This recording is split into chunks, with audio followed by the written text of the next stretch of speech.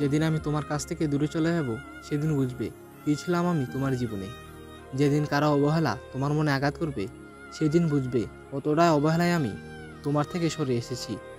যেদিন তোমারই চোখের সামনে তোমার প্রিয়জন ভালোবাসা না পাওয়ার যন্ত্রণায় কাতাতে থাকবে সেদিন তুমি বুঝবে না পাওয়ার ব্যথায় কতটা আমি কেঁদেছিলাম।